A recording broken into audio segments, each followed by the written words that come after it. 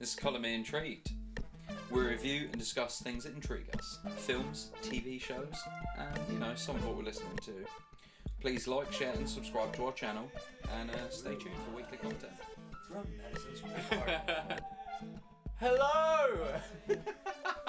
Hello there! Hey guys, how's it going? Hey! So I was just in the car, and I was just telling Nathan, I don't know if anyone's heard this, but this track is incredible. Who's it by? It's called Dance Monkey by Tones and I. Have you not heard this? Listen to the vocals. I've heard it. You have? Yeah. In the car, I was like, actually, this is sick.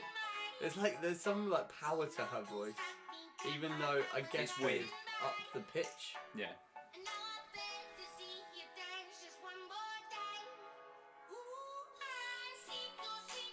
That bit. A little bit raspy in the vocals. Yeah, I've heard it. Yeah, it's alright, it's alright. Cracking tune. Love that. Cracking. It's cracking. Also, if you haven't heard this, this is a little known Michael Jackson song. Stranger in Moscow. This is an amazing song. No one knows it. It's all about him. Like, I guess there was some allegations coming out in the early 90s. And he was trapped in Moscow, I think. Oh no, he was on tour in Moscow. So, it's all about him feeling alienated. I think I might have heard this, but the only way I would have heard it would have been through, oh hey, here's some Michael Jackson allegations. Maybe. So, with that song playing sadly in the background. Troubling waters. Michael walking on the street. Literally, in the video, he's there at like the rain coming down. Exactly what you're talking about now. So, you have come prepared, sir. I have indeed. Yes, there's a few things. Give me something you want to talk to me about today. I think maybe we should just go. Okay, I don't know if anyone's thought about the music for our podcast, but that was written by me and a friend when he came around to my house, and it actually has a rap. It's got a rap, and I wanted to play you this because I think you'll find it hilarious.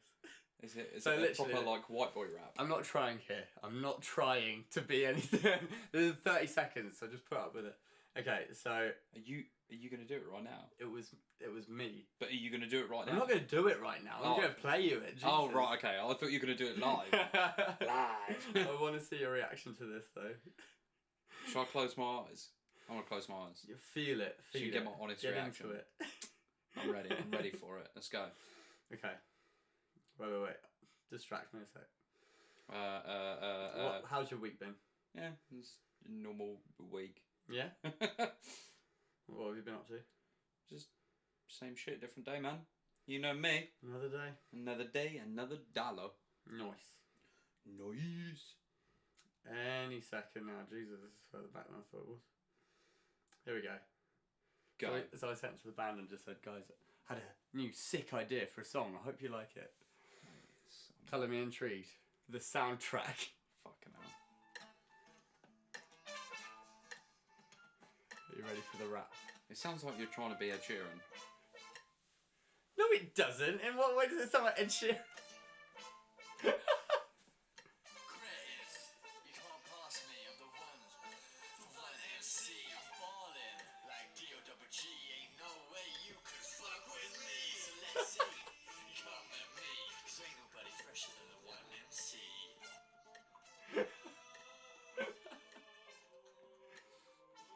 Colour Me Intrigued. Jesus Christ. Can you send that to me? I want that as my ringtone. It sounds like a 90s ringtone. So that's going to be up on iTunes tonight. You can buy that in stores. 99p. All proceeds go to Stan. Yeah, I'll be releasing that in a charity effort. So yeah, now you know.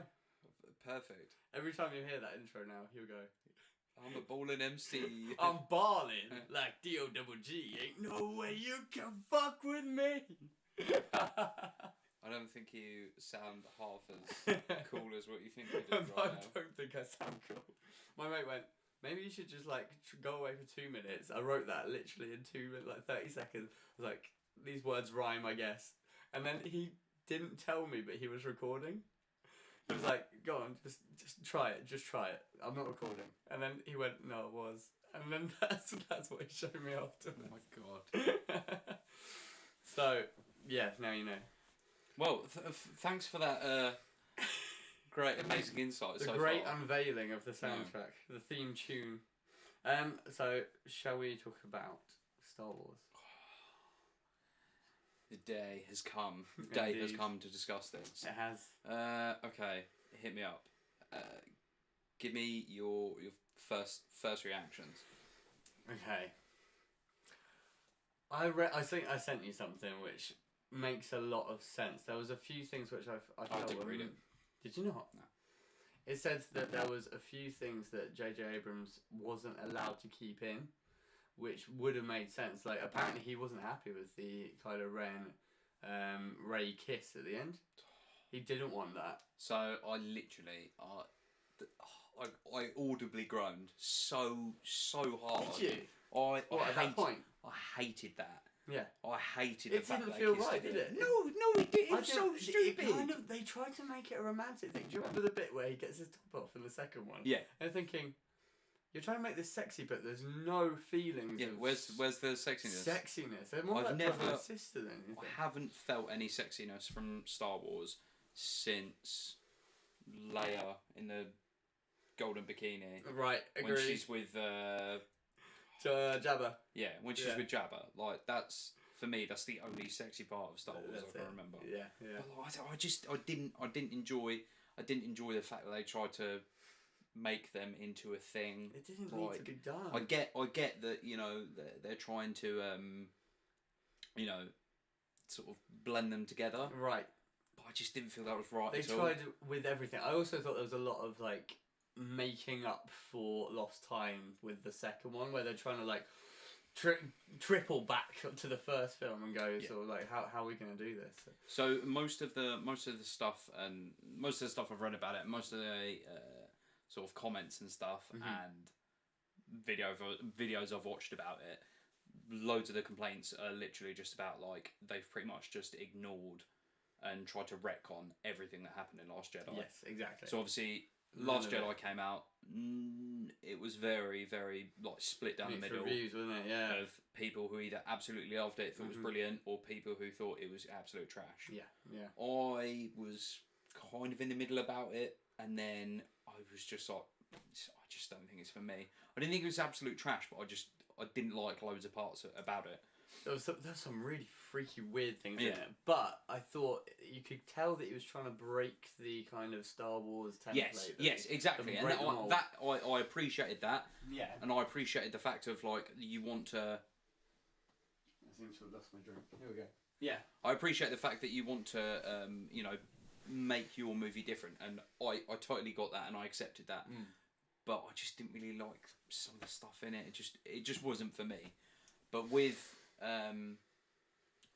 what's it called? Rise of Skywalker. Yes. Yeah. They completely tried to ignore everything that happened in didn't episode they? 8 Yeah. and tried to just make you forget about everything that happened in that movie, and I just don't get it. Honestly, like I enjoyed it while I was watching it, and then I just finished. I agree. And then after it finished, I came out and I was like, oh, that was just a bit.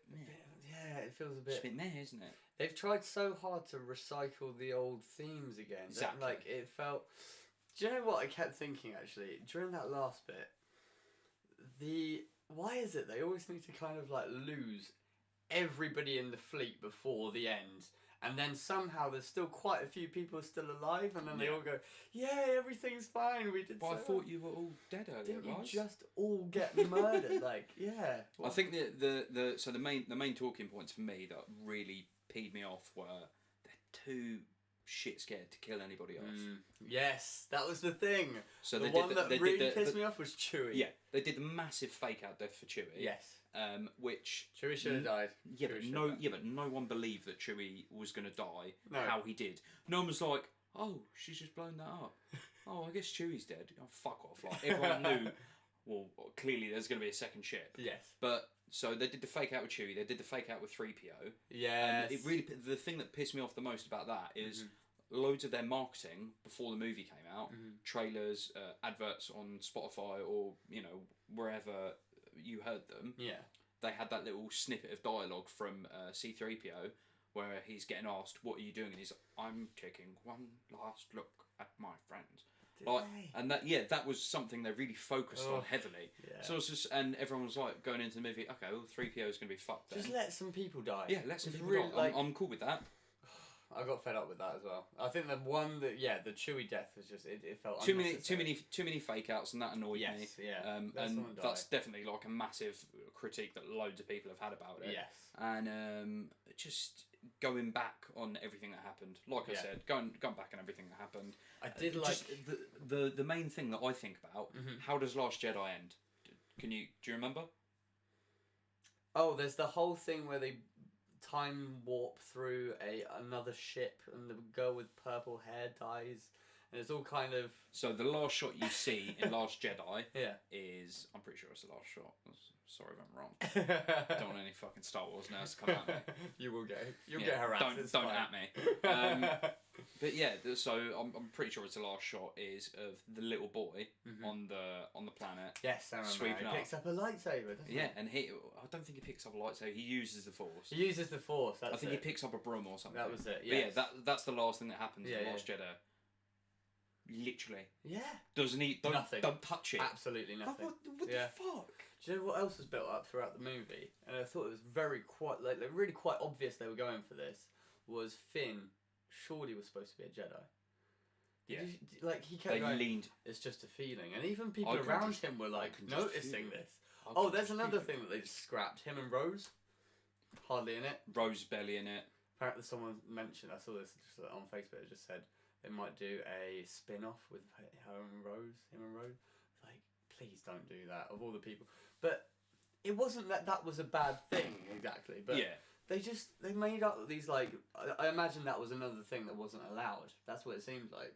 I don't know why you wouldn't, but like Finn, it could have been a nice twist. It just felt like so they had all these threads in Force Awakens. New directors come in, and he's got all of these threads from Force Awakens. Yeah. Thrown them away. Yeah. And then coming out of The Last Jedi, you've got hundreds of threads you can put at. Yeah. And it's as if they've gone, nah. Yeah. We're just going to go with what we fancy. Back to it. Like, let's try and make up and go back to the last one. Yeah. Also, someone made a good point. Imagine if the Emperor hadn't have been in it. Like, what the film would have been. Like, the disaster that it would have been. Because the Emperor, he was a good bad guy to have, but there wasn't much else going on. There was also a thing I thought about halfway through. I was kind of thinking, why is it that it's always a mission to find something in order to find the bad guy? Why? Like that was the entire film, really. Yeah. So we need to find the tracker, which is a mystical thing that. And then in the end, nowhere. it just got yeah, crushed anyway. Exactly. Oh, we So didn't it's actually literally need that. We didn't need it. We'll find another way. You'll find I feel like that's happened before. I definitely do.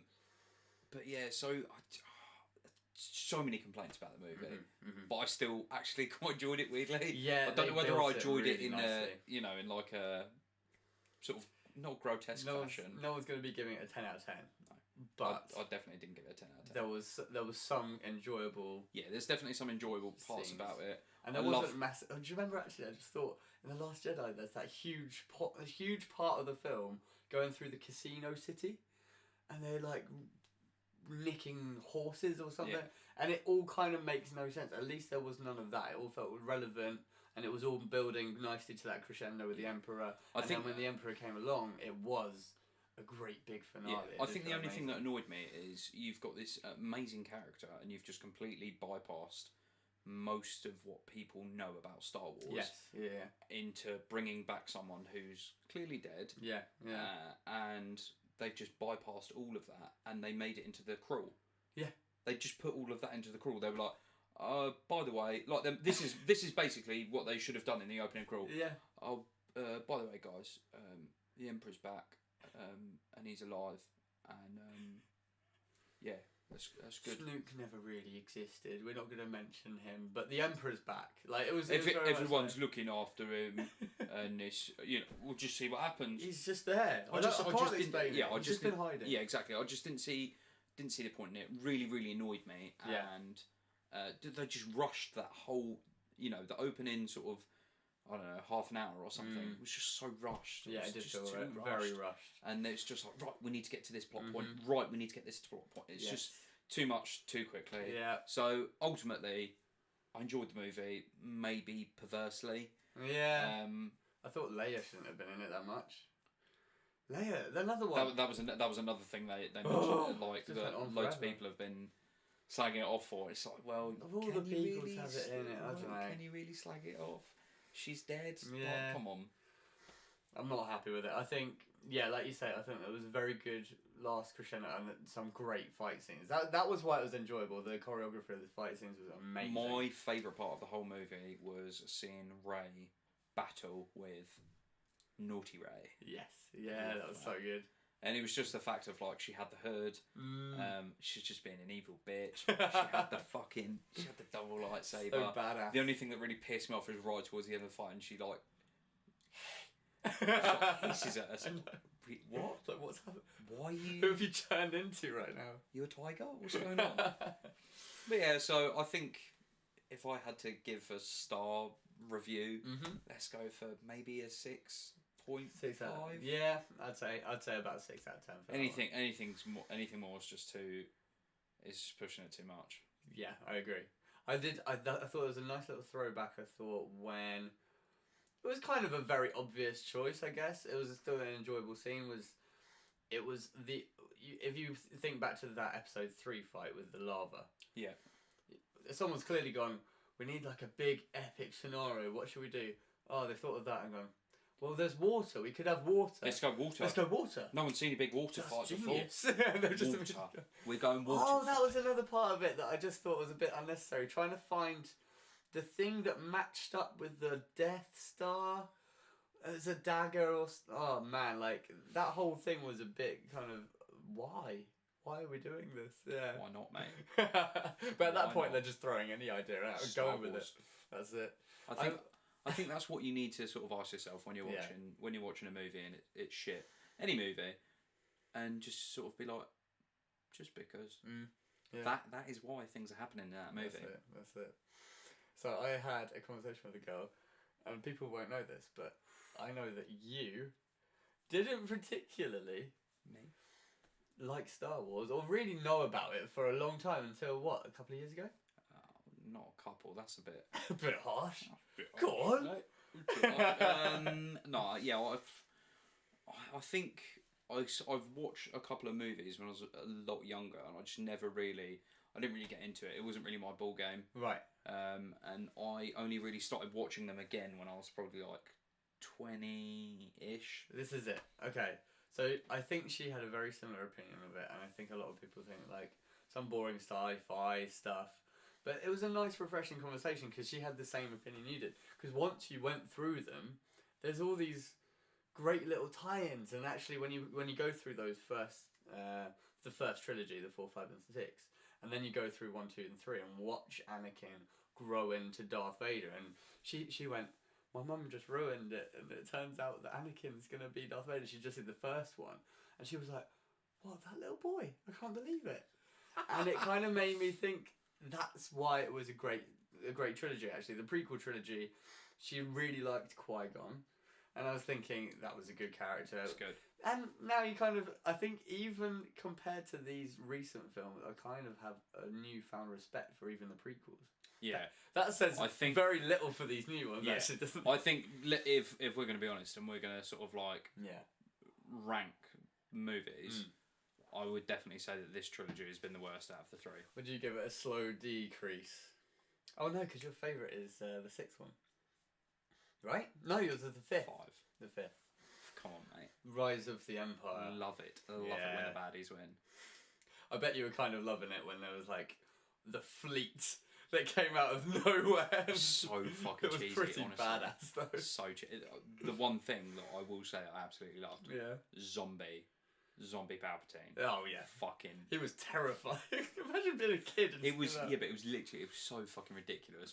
But just to see him again, and he was completely zombified. Yeah. Loved it. It was awesome. Absolutely loved it. Really good last bit.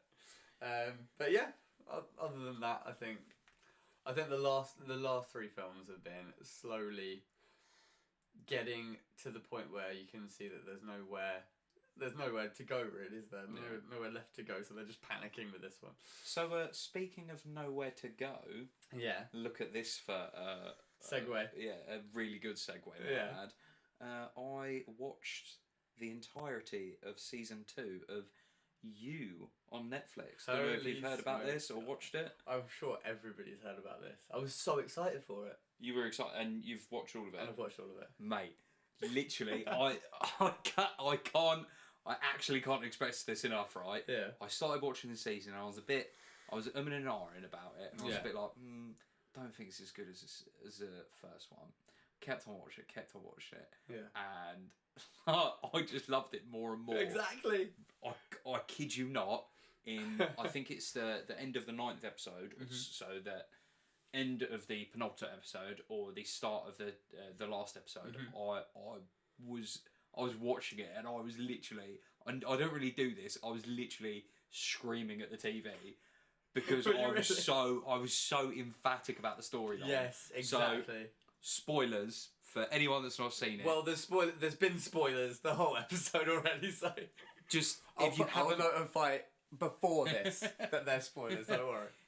Spoilers if you haven't seen it. I'm just going to spoil the entirety of pretty much the plot. So when Candace, let me just get to the bit right. where I literally went absolutely spare. I love that you clearly loved this as much as I did. Absolutely I loved it. every minute of it. It was one of those where I just could not wait for the next episode. So the bit that got me the most, right, was when so Will or Joe, whatever the fuck you want to call him, right, is going to get his comeuppance. Yeah. He's put into the box. Yes. Candace locks him in. Yeah. He figures out there's a key in there because he remembers. I love that as well. Yeah. That's brilliant. Chef's kiss to that. It's all over the place because at the same time he's accepting it. He's going, right, this is what I deserve. Okay, so this is what I love, right? Yeah. He's finally, you've seen this guy in season 1 being an absolute fucking dick. Yeah. And he's just fucked up in the head. And he just thinks it's all cool. Same in the second season. He goes throughout the whole season like, I'm not trying to hurt anyone. Whilst at the same time doing all this bad stuff. Yes. The chef's kiss bit, for me, is when he accepts his fate, he pokes the key out, and he's just there, sat there, cross-legged, and he's accepting what's going to happen to him. Yeah. Then love comes in. Yes. What have you done? Why are you here? And she turns around. Where's Candace? She turns around and says, don't worry, I've taken care of it. I kid you not. The bit that got me was not what she said, but his reaction to it. Yes. He literally looked like... He has no idea, yeah. I know it's a really weird metaphor, but what's the saying? The cat that got the cream. He literally looks like the cat that got the cream. Yes. But the cream's sour. Yes! That's exactly... like, very nice, yeah. That's exactly So I was watching it, and I was like... I can't remember at what point that I figured out that she killed Delilah. Yeah. But did you figure it out before this? I figured out before she said that she did it. Right. That she did it, but it was. I had not. It was a complete surprise. No, but I'm not saying I figured out in like episode 5. Right. But I'm saying I kind of had a thought about it, and then when they did the whole reveal of it, I was like, oh my god, this is awesome. But yeah, the bit that got me was when she said she took care of Candace. Yeah. And then it goes from her telling him it to him, and you just see his face, and he's just so disappointed. You don't know what he's thinking, actually. And you don't know what you would think. I think the nice thing with you is that, for guys especially, it puts you in his shoes. Yeah.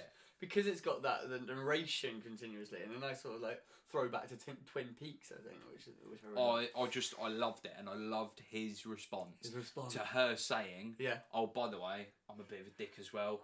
I killed some bird when I was a kid. I killed this bird now. Yeah, and I did it for you as well. Yeah, and I've done it because I want to be with you. Complete taste of his own medicine. Yeah, but the fact of he's just there, and it's I can't remember what I likened it to. There was something, and it's literally just like, I want this thing, I want this thing, I want this thing, I want this thing, and he's sitting there. Someone's giving his thing. And then he's giving it. I don't want it anymore. That's exactly it. Don't want it Do you know, for a horrible moment... Loved it. A horrible moment, I really thought he was just going to be like, just leave me here. Or just, do you know, like just completely reject everything she's done? Yeah. Or kill her. That was the other thing I was thinking. He's going to get out of there and he's going to kill her. And I was thinking, so there were a please, couple Joe, of there were a please. couple of things in that last episode that I wasn't really a fan of. The whole Dude, the ending. The whole ending. whoa. It was very, very rushed. So Hold your the last horses. episode. Are we already going to the last episode? Yeah, so we're just going to skip Wait, throughout wait, the whole before season. we do that, I was going to say the first and second set it up really nicely. It was immediately exciting because you had the first episode, which told it from a side of just his perspective. And then you got And Candace's. then you got actually what really happened and him Yeah. choosing that second floor so he can spy on love. So there's also a kind of you don't know what actually is real and what's not, and that's a really nice unpredictability with it. It's like that's boring. what we really enjoyed about the Joker, wasn't it? Yeah. That you kind of went through a certain amount of this film thinking, oh, everything I'm seeing is real, Right, and then you yeah. get to a certain point and you're like, oh well, if that wasn't real and that wasn't real, Yes. what the fuck is real? Exactly. And yeah, I really enjoyed that. But if we literally just skip to the final part of the season, because it is, in my opinion, it's such a fucking awesome crescendo to get to that last bit. Absolutely. So I didn't like the whole her backstory of why she's a dick and that she's actually been spying on him as such, or She got toying the private with him. investigator, and at that point you know that she would be kind of The cottoning on to So the the fact thing that I he- didn't like about it was it reminded me of the Saw movies when they started to get bad. Yeah. When they've plucked a character out of nowhere and they've tried to inject them into previous moments. Oh, So yeah. it just reminded me. That's true. Instantly, it just reminded me of that where I know what you mean. they've plucked her because they know it will be a fucking good twist. They've plucked her and said, "Oh, she's actually going to be a dick," and then they've kind of just injected her in parts throughout the story. Right. The one that I did actually quite like was when he's spying on her. Yeah. And he sees the guy going into her house, Yeah. the new boyfriend, And he and he kind goes over there, and she's like straddling him or whatever, Yeah. and then all you She see from knows his that. all you see from his perspective of, Yeah. oh, she's getting on with this guy, I'm gonna go, and then you see her perspective of she's doing it, and then she's looking to see if he's looking. So, yeah, very Like, subtle. yeah, I like that. It was quite subtle, but it was just a bit too. I'm not sure whether I can follow that with the story. Right, I get that. Okay. But when you get to the end of the episode, I loved it. She's pregnant, they've got a house, they're moving in together, and now he's distracted by the fucking neighbour. Yeah. Brilliant. Give me season 3, inject that into my Agreed. veins. I can't wait. I absolutely love that. I didn't like the very ending. That last bit really seemed like they'd thought, how can we finish this up nice and quickly? It almost felt like they'd just gone, oh shit, we've only got 5 minutes left. Like, do you know what I mean? It just felt so unbelievably. It was a bit like a sort of montage ending. Yeah. And it's like, And also, I Okay. thought, like, there was a lot of me that still thought Joe was actually really into love. And then suddenly he's kind of there like, I live here now and I got off with everything. So I'm kind of thinking, ugh, this girl I live with, I'm fed up with her. I'm looking at the neighbour. so But I wouldn't have thought he would think that. Okay, so what I took from that is that one of his character traits is he'll commit a crime, he'll do a bad thing, he won't get caught, but that's what he enjoys. He enjoys trying to cover his tracks, and because everything Yes. goes away, Yeah. and he gets off clean as a Instantly whistle, bored, yeah. he's just like, oh well, I'm a bit bored now Yeah. because I like the thrill He of committing definitely a does, crime yeah. and trying to weasel my way out of it. Yes. I fucking such a fucking cool character. Let's think about the characters a bit, because I think Candace, I thought she would get really annoying, or that she would chase him for too long, and that was going to be most of the actual storyline would be that battle between the two of them. Yeah. But actually, I kind of she like came that took into it and then went Yeah. away and then came back in. I like that kind I of like took that. a back seat. Yeah. My favourite episode Yeah. was when 40 drugs him.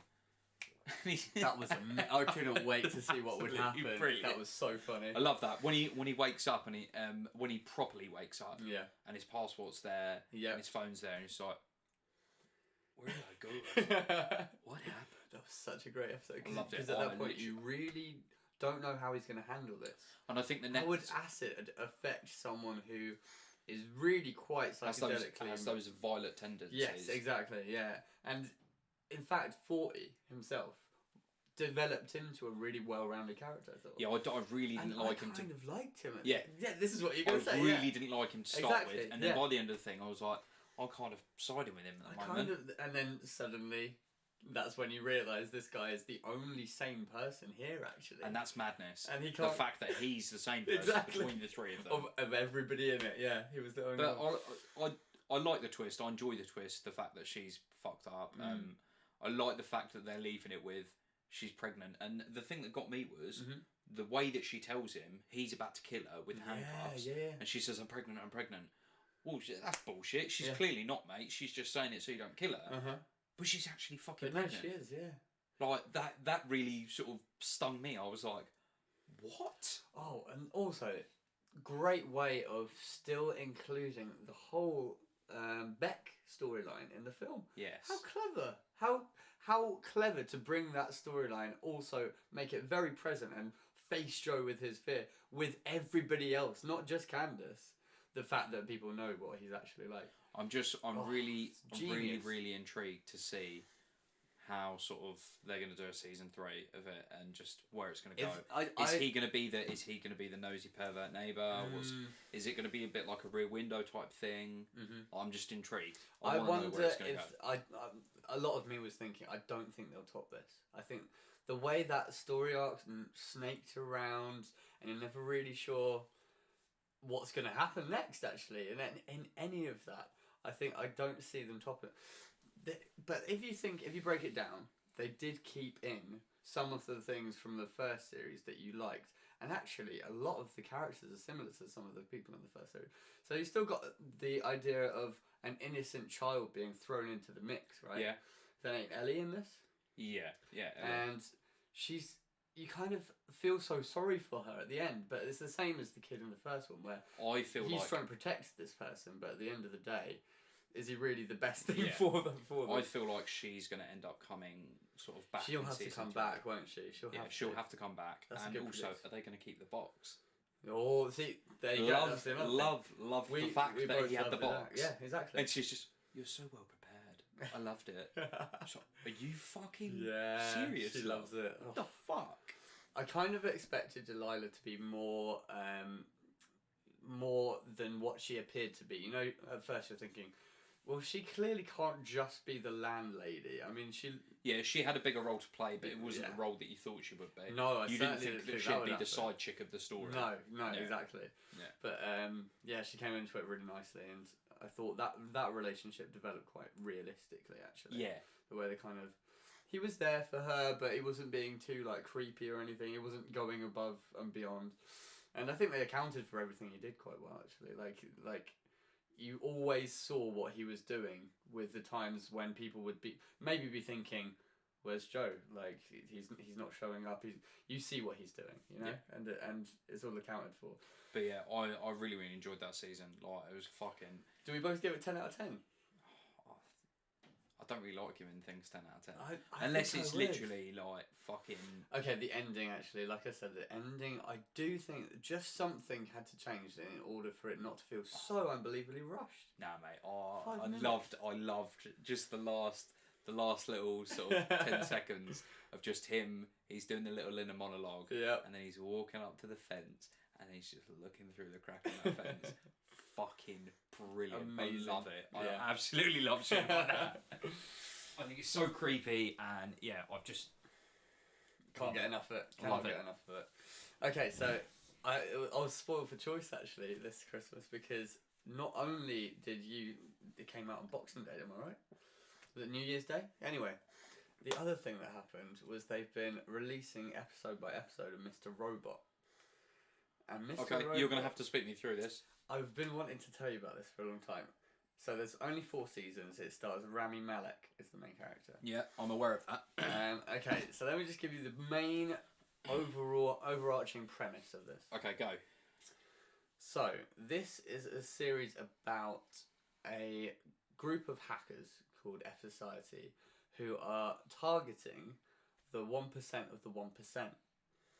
So they're looking above the governments and they're going for... You know, like there's examples of companies that are even bigger than Google, like Google is owned by someone. You know that, right? So there's these huge companies that are actually like dictating finances. There's the World Bank in real life that have kind of, when you see wars arising, it's usually because they're actually trying to gain control of someone's economy without their permission if it's a war. And so I thought the way they handled this storyline was absolutely fantastic. They didn't drag it out.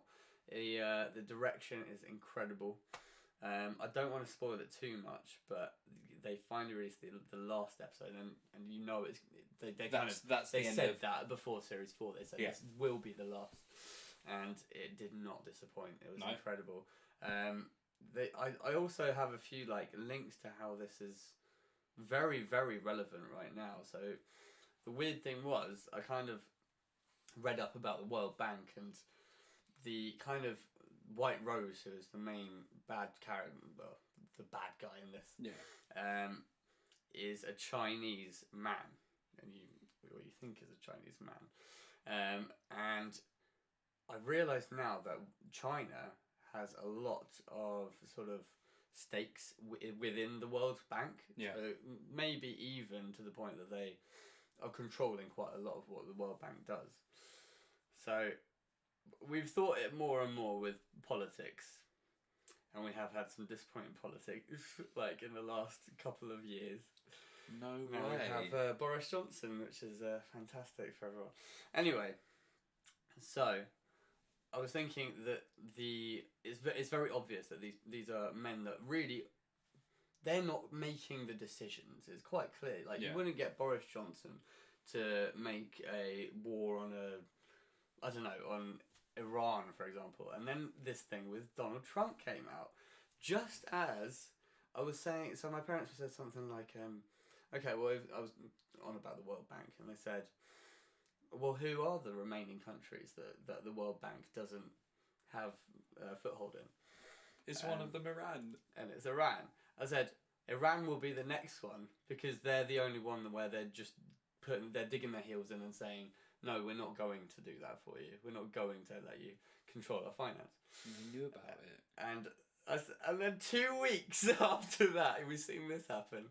And they've killed one of the generals in Iran. So it's going to be World War III. Yeah, I mean, we've got that on our hands at the moment. It does kind of feel like... And then we've got the Australia fires going off at the same time. It's a little bit overwhelming. I think a lot of people are feeling a bit like, is this the end of the world right now?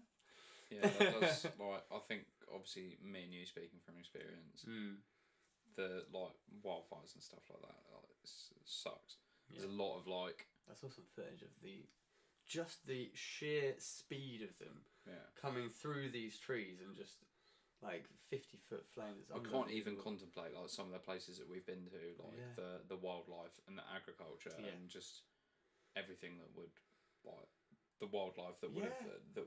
It's that much harder to take, knowing that we've seen some of these. That's exactly what I'm thinking. Is it's like if you've been to, I don't know, a certain place and it's been blown up or something like that. Like you think, oh shit. Some of the images coming out of Australia at the moment are terrifying. Really scary stuff. But anyway, so with the World Bank, you've really got some like very clear ties through to this series, Mr. Robot, and I do suggest. I think it should go down in history as being one of the best series to ever come out. Like, ever. I do mean ever. It's unbelievable. Like, Sam Mendes, the way he films everything, very sort of symmetrically, or there's these amazing... the cinematography, I reckon, is next rate. Like, you won't have seen cinematography like this. It's unbelievable. It's on Amazon Prime. I think everyone should check it out. But okay, I'm sold. I'm gonna do it. There you go. Straight after this finishes. There we go. I'm involved. That's my review. Yeah. I'm gonna watch episode 1. Enjoy. Yes. It's very intense. Some of the hacking moments are really, really good. Where you've just got some of that sort of like electro music, and you see him like really plug in. And his name is Elliot. There's also, on top of that, as if it couldn't get better than that storyline, there's aspects of that kind of what we were just talking about, that kind of what's actually going on within this character. Because Elliot he's not just narrating it like in You, he's talking to you. He's breaking that fourth wall. Oh, right, okay. I get what you mean. He sometimes starts he's filling you in. Hello, friend. So he's filling you in as well. Okay, You're his that's friend. quite cool. I And I so quite enjoy there's something like also aspects like in Fight Club. That kind of is he that person that he thinks he is? That's all I'll say. But yeah, there's some really great stuff going on in there. Very complex. Interesting fact about Fight Club that Go on. I only, believe it or not, only just heard. Yeah. Now, I'm not sure whether you did, but I had to study this film I did as well. for film studies. And I'm so glad I did. And I literally don't know that we never covered this. So obviously everyone knows that Tyler Durden is the main character. Wait, what? So obviously they're the same Everyone person. out there. Did you also know that apparently this isn't like a proven thing or whatever. Apparently Helen Bonham Carter's character is also a figment of his imagination. No. So they break it down to that's another. So he's basically got a split personality. Right. So obviously his split personality goes between Edward Norton, whose character does not have a name. No. Yep. Narrator. And Tyler Durden. But also Apparently, really annoyed me that I can't remember her name. But she is another split personality of him. I don't. Okay. Point to prove you for on. whatever you're going to say. Yeah. Do you remember the scene where they're having an argument? She crosses the road, and not a single car. Oh stops. yeah, that really does, and it never comes about. Why that happens. She just walks. But I maybe thought it was something to do with his suicidal tendencies that he follows her, maybe. But that does make sense. I'm not sure that it adds anything to it. That's what I was going to say. I think it just gives it a bit more of like a even more thoughtful storyline. This guy is really fucking screwed up. It's an author called Chuck Palahniuk, isn't it? So it wasn't an original idea written for that film. It was already it was a book, but the book is there's different. There's a lot of differences, obviously, as there usually is with books and films. There's a lot of differences between the novel that was released and the movie. Right. Okay. I need to read that book actually. Yeah, definitely. One of my favourite films of all time. That 100%. 9.9 out of 10. Okay, so other than the fact that Helen Bonham Carter is apparently a third Psyche. We saw that one coming. Okay, so just ruined it. Netflix in general. That was what I really wanted to discuss with you. Really? Is Netflix getting better than cinema? Dun dun dun. Well, genuinely. So the only reason I say that, had really good stuff on there recently. They're really like, I don't know whether I'm late to the party on this sort of thought of school of knowledge, but I really feel like they're really getting a lot better with their content. Yeah, they are. Like they've been killing it with series for probably a good 2 years. I'd say 5 actually, yeah, a good 5 years. Well, Breaking Bad was the first one that kind of like took everyone by storm, didn't it? Dude, that was like on TV like ages ago. Yeah, but I mean, Netflix being properly on top of their game. What it's happened been a while? Yeah, is that what you mean? Yeah. No. But I'm more talking about like their original content. Okay, yeah. So you've got stuff like You. They've got a program coming up. They're doing a second season of called Sex Education.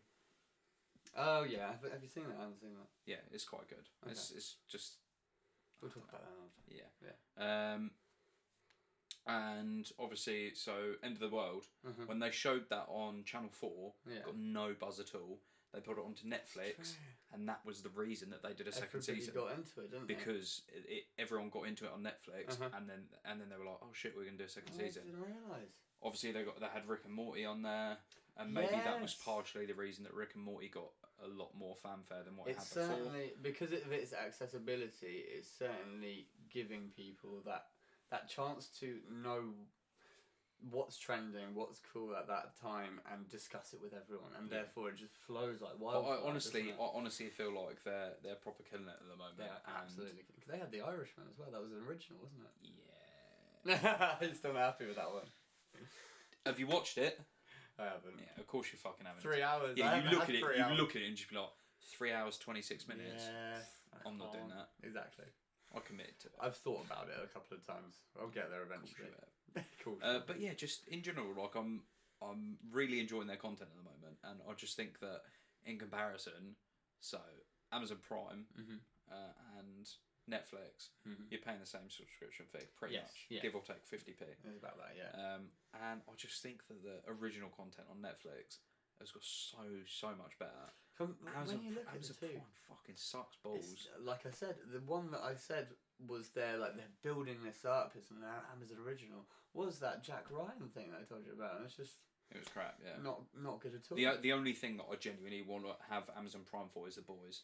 I thought it was fucking immense. Yeah. Can't wait for a second season of it. Need to see The Boys. But yeah, just Netflix in general, and you know, there's so many good things coming out. There's one thing that I watched a couple of trailers for, a series that they were bringing out at the start of the year called Messiah. Right. I started watching it. I've only watched a couple of episodes, and I'm just not really sure how to take it. Okay. So it's all about this guy Yeah.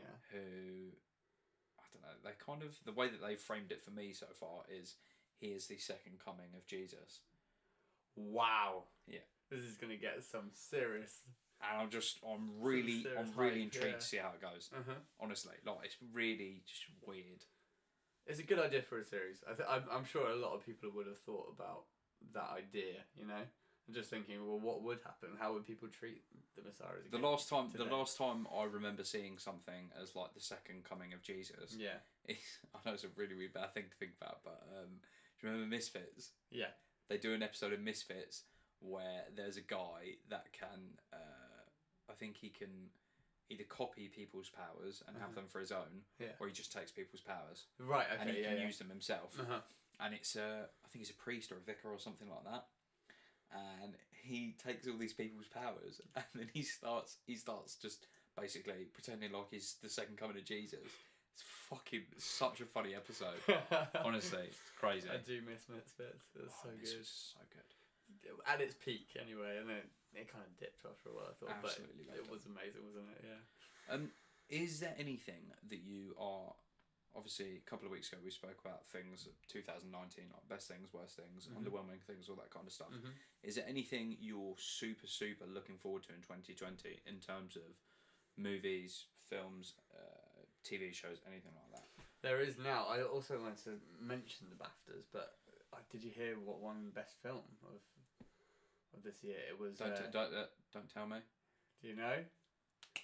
No. Coming out very, very soon. Coming out next week. I've been talking about 1917. 1917. Which I think I was kind of aware that they were going for the awards with the fact that they tried to do a one-shot film, but I cannot wait to see that now. I'm so excited for that. I'm intrigued by it. I'm just that's pretty much all I can. Yes. Or look, I muster for it. Like I'm just intrigued. I want to go see it. Other than that, I haven't heard much. There's nothing you're really sort of like really focused on that you're looking forward to for the new year. No, not that I can think of. No. Well, lucky for you. I've got a little list. I've gone and made a list. I have made a little list. Okay, so stop me when you want to know anything about any of these. Okay. There's quite a few I think you won't give a shit about. I'm just thinking, maybe I've just got a couple of other points. Maybe we should do this as a separate one. I'll do this afterwards. Yeah. Because then we can split up. Okay, that sounds good. What do you reckon? Yeah, it's fine. Okay. Can you cut that? Yeah, I'll cut that. Okay. I'm trying to think of there was something else I want to speak to you about. It's really fucking. Oh no. Oh, that was it. No. It was something that you spoke to me about. Go on. Okay, so we'll just pause as if like. So last time we spoke, you mentioned a certain movie to me. You said, "Oh, maybe check this out, mate. It's not that great. Maybe check it out. See how you feel." What film was it? Marriage Story. Yes, you watched it. Watched it. Yeah. I kid you not. Hand on my heart. Yeah. Loved it. Wow. Absolutely loved it. You loved it. I'm so emotionally invested in that movie. Did you cry? Very close to tears. No, Wow. I didn't tear up. But I was very close to tears. Yeah. I thought it was fucking brilliant. You the way you spoke to me about it. You completely undersold it to me. Well, yeah, I thought it was very. I thought it was going to be very shit, and I watched it, and I just thought, this is fucking epic. How is it epic? Go on, tell me. Adam Driver. Yeah. literally, he's doing things like Star Wars, Logan Lucky. What's the other thing he was in that I've seen him in? He did something with Bill Murray about zombies. It was a bit shit. But like you're seeing a complete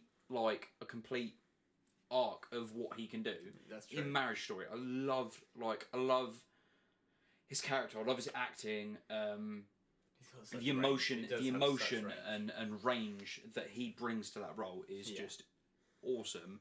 And Scarlett Johansson was fucking phenomenal. Did I tell you? She is phenomenal. So captivating in every scene, and you know, like you really feel what she feels. I'll give credit to Adam Driver. Actually, he was amazing as well. But honestly, I loved that movie. Ray Liotta. Yeah. That whole weird thing with the lawyers kind of being like these evil people, but then also being like, so what do you want for dinner? What do you want for lunch? Like it's so strange. But I love the whole thing, and I love the way it starts. I love the way it finishes. I just love the relationship between the two of them. My favourite scene, I think, is when they're literally going spare at each other when he's moved out and he's rented I think he's rented the house in LA because that's where she is. Yeah. And the scene almost ends where he punched a hole in the wall, and that obviously becomes a sort of a point of reference later on in the a few scenes later. But honestly, I love that movie. Absolutely loved it. I can't believe you didn't like it as much as I did. Honestly, you need to go back and watch it. So do you remember what I said about it? I said I thought with a name like Marriage Story, I was just expecting something, especially the way they sold it on Netflix. I don't know if that's clever marketing actually, because they kind of did it all just nice things. They, you know, the bit where they're reading, "This is what I love about him." And that was all it was. That's so what I the went marketing into, was. That was it. Oh, so I came into this film just thinking it's going to be a happy marriage. Exactly. And then we're sat there, and it's very, very hard to watch at times.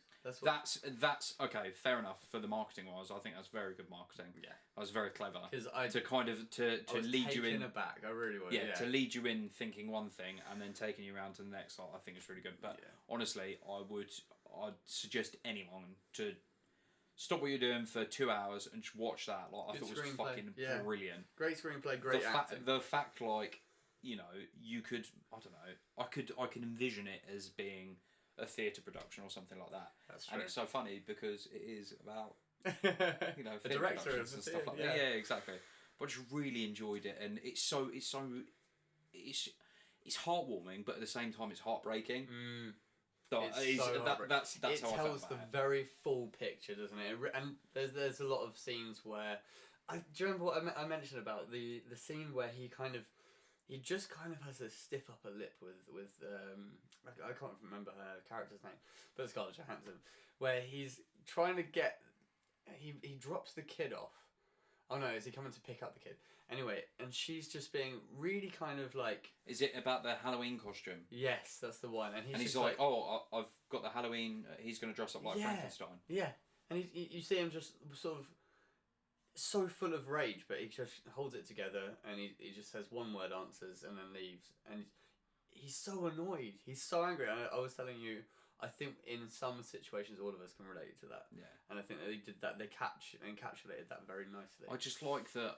I've not been through a divorce personally, but I'm saying, like, you know, like, it's so... I imagine it's exactly like that. Yeah, it's you know, a lot of times you go see a Hollywood movie and it can be all guns blazing and doesn't really give you sort of a full picture. A lot of times they just say, let's get a divorce then. Yeah, it doesn't give you like an actual... kind of it. That's what we hear, yeah. It doesn't give you like an actual sort of, you know, a full view of the intricate things that can happen. I really, really like the fact that they kind of delved in deep to certain aspects of, okay, this couple aren't happy, it's not pretty, and this is all the things that are going to happen within that. I also thought there was a very heartbreaking feeling of, I think Scarlett Johansson's character really wanted this to happen, but I don't think she knew what she was getting herself into.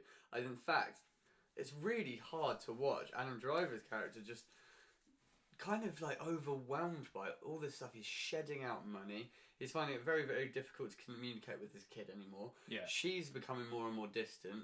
There's lawyers involved, and you just feel this like cataclysmic, awful event in their lives that they will never ever get through. Like, get over. I'll say one thing as well. Like, this is how much that I think Scarlett Johansson's performance in that movie, like, really sort of got to me, I guess. I hated her through the entirety of the movie. Yeah. Up until the last maybe 15 minutes. And I literally, at the end, I was like... That was so moving. Like, honestly, I loved it. I can't believe you didn't like it as much as I did. Perfect. In a way, I think maybe, in a way, I've kind of been thinking, not opposite of it, but differing from what I did say, because there was that scene where Adam Driver sings in it. And I actually heard recently that they tried to play him this scene. You know, he sings and it's a very emotional song. And apparently it's from a Broadway musical, which you can kind of tell, and he's doing the dialogue in between. And he maybe doesn't do it perfectly, but they tried to play it and back in an interview. And apparently he just went, like, he was very pissed off and walked out, which I'm actually not surprised at. Apparently he just doesn't, that's kind of his thing. He doesn't want to be shown, he doesn't want to see himself act. Makes sense. Particularly in this film where it's very raw. I would call it a very raw film. But that particular song, I've actually gone and found that. And actually it's an amazing moment in the film, as well as an amazing song that I never knew about. And yeah. It's pretty cool. Yeah. Adds a lot of depth to it, doesn't it? Alive. Yeah, I loved it. Absolutely loved it. It's cool, man. But yeah, other than that, I saw what was it called? Longshot. Have you seen Longshot? It's on my watch list. Yes. That was what, so it came up and I was like... big on my watch list? It should be on your watch list. Also, yes! Seth Rogen doesn't disappoint. I really wanted to go... him and Evan as well, his writing partner, so... Cool. Yeah. I really wanted to go watch that when it was out in the movies, never ended up catching it. Which I think was a good thing. I did the same, and I'm kind of just thinking this was a good Netflix film. Yeah? Do you know what I mean? Like, yeah, I get what you're saying. Good to watch afterwards anyway, but... In the cinema, I probably would have been thinking, maybe it wasn't worth my money. But it was feel good, and it just ticked every box that I think it set out to. Honestly. Okay, I'm like happy with it. It's on my watch list. Like I said, it's gonna be watched. Best part of it is that there's some real good criticism of American politics that you don't expect, because obviously she is trying to be president over there. Yeah. And they really, in that complete ironic satirical way, have a go at American politics, and that's really great to see. Yeah, so that's good. At least they're trying to analyse their own position. Yeah, Seth Rogen is a journalist, isn't it? I didn't realise. So he's a sort of outspoken journalist. And she employs him to come and write some of the speeches for her. So he's not like zany weed smoker in this. No, one. not this one. That's not his job. Well. He's not that he doesn't smoke weed in it. Of course. I don't think I've seen a movie where Seth Rogen doesn't smoke weed. That's very true. It's like his thing, isn't it? I'm not knocking him. I'm just saying. I don't think I've seen a movie been where stereotypes, hasn't he? Yeah, but maybe he. Do you think? Maybe he wants to be stereotyped. Yeah. Do you think that he only takes parts where, this is what I imagine. Yeah. So you're a Hollywood actor. Right. You're Tom Cruise. Nice. See, that's a call back to previous. So you're Tom Cruise. Yeah. So you get this script. Do you think that when they get a script for the movie, and it's obviously got all the lines of dialogue in and everything about the movie, blah blah blah. Do you think that there's like a little, like a blurb or something about each character? Maybe. And I reckon Seth Rogen will take one look at it. He'll read the characters and be like, "No, he smoke weed." Can this guy, if I play him, can he smoke weed? Do you think he like calls his manager up and they're like, "Can you find out if any of these characters smoke weed?" Yeah, it's his first thing. I need to be smoking weed on this film. I'll tell you what, Lion King. He voiced Pumbaa. There you go. Maybe he voiced Pumbaa either. Could have done very easily. Maybe. No, he's put to good use in this film, definitely. Okay. I'm definitely gonna. There's this amazing scene, only spoiler, where he's had to go through security to meet her for the first time, and he has to go. He's like, "Can you empty your pockets?" It's like, "I wasn't planning on being here," and he just goes, "Right, let's see how this goes," and he empties out like, "This is my medication. I have anxiety. this is for rolling the medication, which I need for my anxiety, as I said. And then he also has like cocaine MDMA. He just whips it all out. It's fantastic. Oh man. So yeah, no, good one to watch. Yeah. Awesome. I'm definitely gonna give that a gander. Do we want to talk about the BAFTAs another time? Do you think? Yeah, I think so. Okay, let's do that another time. In fact, I think we'll do an Oscars special. Maybe we should breeze past it. What's your Oscars? February. February. I think it's early February. In fact, we might have a special guest for that one. We shall see. Awesome. Okay, cool. Well, I think it's probably a good time to stop it there. Quick, let's do it. Okay, so I feel like we've kind of gone over everything that we said we were going to. I think so. So we've been over You, which has blown both of our minds. I think we've got Mr. Robot, which which I'm definitely going to check out. Please do. Yes. And obviously the big epic thing that was Star Wars. Quotation marks. Yeah.